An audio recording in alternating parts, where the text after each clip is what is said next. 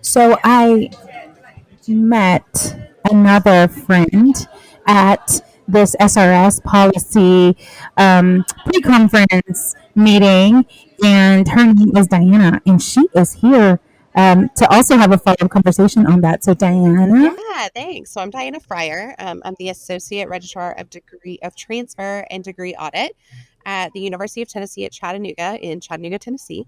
So I've been in higher education for 12 years, just about, and yeah, I've been in the registrar's office the whole time, but just really been over. Worked my way up and really been passionate about transfer students and how to help. And I feel like transfer people just gravitate towards each other. Yeah, Like you yeah, came to Tame and I was like, transfer. Or you said transfer and I was yeah. like, ooh, transfer I know. people. And then I was like, Yeah. yes, Tran- everything. Transfer unicorns. Yes, Okay. That exactly. is so much fun. Yes. And so talking about, I think we mentioned this too, like transfers in marginalized population of students. And so that is in our nature to advocate, right, and to do those things and to find student-centered solutions for the populations that we serve. But I think this session dug a little bit deeper, and it was moments of self-reflection and Yeah. really an analysis of. I think one thing that really stood out to me too is like as we got to talking about what was a student ready policy and student forward policy and how that applies to transfer students is that a lot of transfer students are first gen, are minority students, and are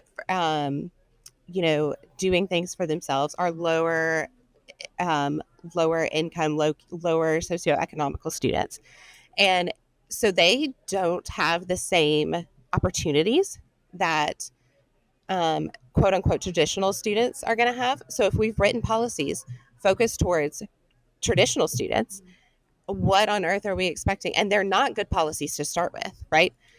How on earth are we expecting these not good policies to work for transfer? Yeah, and I think that that was an eye-opening experience, right? Looking at those policies, which, by the way, when we were in the when we were in these sessions and we were reading through some of those policies, some were very familiar, and I was like, okay, these are student-centered policies, but wait, no, they're not. And understanding like the different perspectives, I think, was really important and critical. Was it surprising to you? Oh yeah, definitely. Like when they talked about like it should start with a purpose. I can't tell you when I've read a policy that had the purpose in it for a student. And I went and read several policies at my institution after that and was like, none of them tell me what the purpose is. If I was a student, I wouldn't know why the heck I was being forced to do this. Like that was mind blowing to me. That like, oh yeah, we should tell students why we do the things we do, like basics. We shouldn't Yeah. just expect them to understand how higher education works and why we're doing the things we do. And it also doesn't mean we have to tell them everything, right? They don't need to know the jargon of higher education or how higher education is funded and why they need to pay their bill. But I think it doesn't have to be that complex. It can just be as simple as let me show you how to understand your bill and what resources are available so that you can get that handled so that you don't have. Yeah, this is to help you keep your classes and progress towards graduation. Yeah, it's not. It doesn't have to be overly complicated, which we tend to make it also. Yeah, and in your particular space where you work, do you oversee any policies or the creation of policies? Not oversee. I assist in them, particularly around anything with academic history. So I oversee and help with the, like we just redid our repeat policy, and then academic continuation and standards. We've been working on that one. Um, anything kind of around that transfer, like what transfers, international transfer. Oh, that's a big topic, Yes. international Yes. transfers. That stuff like that has been really that's really within my space, and we are we've worked on those policies a lot. But even going back and through and looking at them, even though we just redid them, I still wouldn't say that they're student ready. Yeah, and so it gets tricky because you want to be fair and equitable, but the populations differ. So you touched international, so I have to mention international now because that's the other love. Yeah. My other love is international. We can be intentional and we can be student centered and still ensure that things get done and that we follow policy and that we follow legislation or whatever is done. But it gets really challenging when you deal with the subpopulations of transfer. So I'm interested to know if there are any policies that you are particularly interested in maybe modifying in the international transfer space. Oh, yeah, good question. So one of our policies that we have been working on is the type of documentation that we have to have for students and what's written down and what's there. It's been kind of a long-standing assumption that we had to have the original transcript on top of the third-party evaluation from a student to be able to give them credit. And I, the third-party evaluation has to have the original transcript. Exactly. Yes. Yeah. So why are we going to make them jump through hoops to get that second transcript when they already validated that they had that? So I think documenting that and explaining why we don't need that as an institution is a policy that I really want work on. That's really good. And I think sometimes we're also under the assumption that students request transcript the same way we do in America, and that we get it instantly. That is so And then far. it costs $10. Yeah, And exactly. it costs hundreds. Yeah, these institutions. So I used to work a lot with Indian students. So there's institutions in India that only have one graduation per year, and so they only confer one time. So if you don't confer that 1 year, you're gonna have to wait a whole year to confer. And there are some regulations about them being the ones to pick up their transcripts. So if there are students that are already here, or they can't return to their country for XYZ reason, they can't just have mom and dad go pick them up. They have to go show up and pick up transcripts. And so that creates a burden on the student, which is what we were talking about with policies. Yeah. And then they just feel like, well, I'm already paying so much to be here, to come to your country, to participate in your program. They've chosen our program over all other international programs. Like, why are we going to add one more very small barrier when you think about it, to hinder them to get access to their credit? It almost feels like, and so this is where we toggle back and forth, and we could do better. Come to us, but here are some barriers. So let me make you feel welcome. Come, we'll recruit you, we'll admit you, but when you're here, these are a list of things that you're going to have to get to on your own sometimes, because we articulate those. Or maybe we're not good at articulating them. And so like letting them fend for themselves, and then we get upset when our retention rates drop, or our graduation rates are low, and then fail to look at all of those things. Gosh, I could talk about international forever.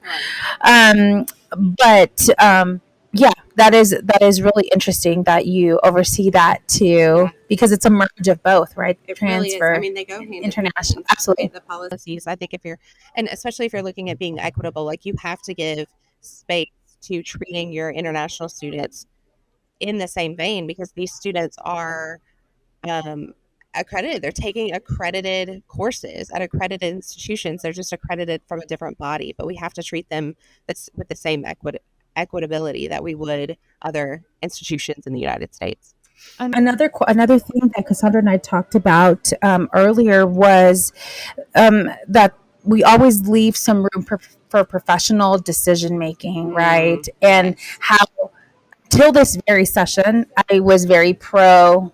Yes, there are some professional decisions that are very situational that the institution should be empowered to conduct.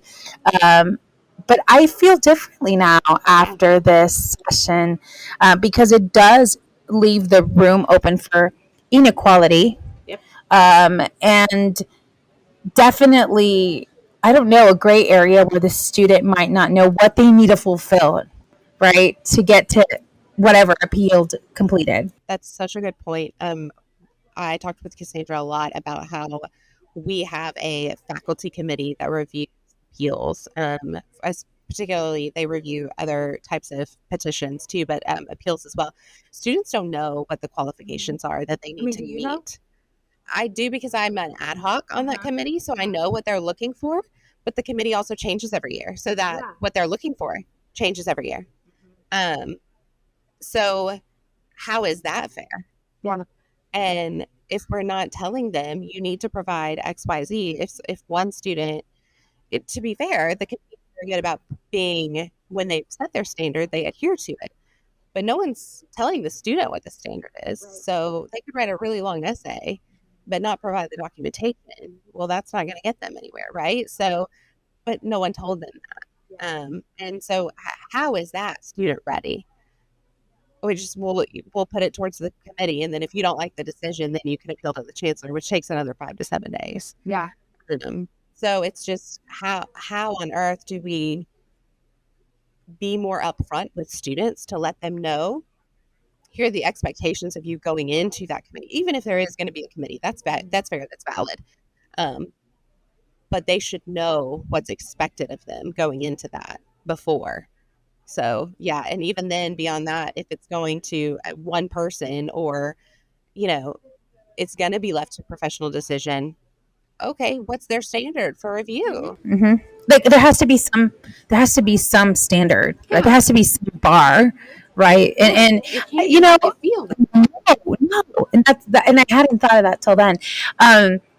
I also feel like those standards might change with trends and student types, and they'll fluctuate based on the committee, but they should not be new every time they review, right? There should be some commonalities. Yeah. Is it okay to admit more people in? Right. Yeah. There should be some commonalities, and I guess that's one of the things, like one of the takeaways was we need to be better at communicating those things to our student. And when they read our policies or look over our policies, that should be an opportunity for us to modify, those things. Take away from that. From the session as a whole? Oh, man. I think I took away that policies are not removed from students. And I think that we have done a really good job of saying we are student thinking, we are student forward, but policies live in their own world of how do we use policies to meet regulations, to meet accreditation standards, to meet institutional standards, but not thinking about how they impact the day-to-day life of the student. And instead, we should put the student first forward in the policy decision before even the rule or regulation we're trying to write for. And I don't think that we've done a good job. And my master's degree was in higher education administration, did 2 classes on policies and understanding them. And we never even talked about how they impacted the student. Oh, wow. I mean, it was all about how they relate to the rules and the regulations and the trends, the changes. But we don't talk about how they're ever impacting the daily, the John Smith on your campus. The perception. Yeah. What about you? No, I feel the same way. I left wanting to understand how I could be a better advocate, because, and where I oversee a team, I'm director level, so I oversee a team, and I have some input, in leadership within my division, but I don't have full, I don't have a voice at every table where policy is discussed on my own division. And so it just makes me wonder, of course, opportunity for collaboration, right? In every way. Sure. But how do you earn a seat at that table and kind of shed some light as policies? I will never look at policies the same way after the session. That's for sure. How do we, I feel like that's deeper. It's a culture change, right? It's getting people to buy into the idea that, or to the reminder that we are a student-centered institution. And I think I just left yearning to make a greater change, because that's what we're here for, right? Sure. That's what we invest in ourselves in professional development and knowledge, and that's what ACRA is for. But more than that, how do I take this back and present it and practice it, and disseminate it to other people, so that way we can collectively align. Like, I can align my own policies, and I'm my colleagues in enrollment management, I mean, they're wonderful. We could align our policies all day. I know that. But how do we get buy-in and action beyond our own division? Yeah. And how do we, like, when we're interacting with students, right? When our staff are interacting with students, when we're interacting with our staff, how do we teach them to, okay, when you're trying to interpret this policy, how do you see it as a student? How can you help a student better understand that? How can you help make a change in that? Like, I think that's a goal too, right? Because if we're ultimately wanting to change higher ed, it starts with how we train our staff and how we interact with them. So that's a great point, because, I mean, we're only as good as the people we're bringing up behind us. Yeah, and it's in those daily interactions. I mean, you're right. It's petitions. It's in appeals for admission. It's in Texas, we have conduct disclosure, right? They have to disclose if they've ever committed a felony and stuff like that. Those are all different processes that are greatly implemented because of legislation or some sort of law. And so both ways, right? How do you inform and train your staff? And then how do you inform and advocate beyond, at those tables? So I think it's really interesting. I enjoyed it, and I enjoyed our conversations in between and having you all on the team, sharing being the student, playing the student. And so I don't know. I look forward to maybe we need a follow-up episode and just. I know. I'm interested. Back in the real world. What are we doing 6 months from now? Or like, how could we change a policy? And when we talk about policy change, it doesn't mean we're changing the entire policy. I think making the verbiage. The verbiage. Honestly, that's what I did. I like when I was like, we need to put some definitions in here. What message are we sending? I started working on the academic suspension dismissal policy, and I was like, we didn't even put the definition of probation. We just said when students go on probation. What do you mean? Yeah. What does it mean? Exactly. So, And what are the consequences? And what does it affect? So probation, okay, cool, but it affects you financially, it affects your GPA, and all these other things. So I don't know, maybe we need a follow-up episode and kind of talk about some of the policies that maybe we helped influence and change and see where that goes. But I am definitely not the same person after this policy workshop. Worth it. Yeah, absolutely. It was really cool to meet you and Cassandra at the same time, and then have those really meaningful conversations and discussions. Yeah, thank you for having me. This was awesome. Thank you for coming to Transfer Team. Anytime.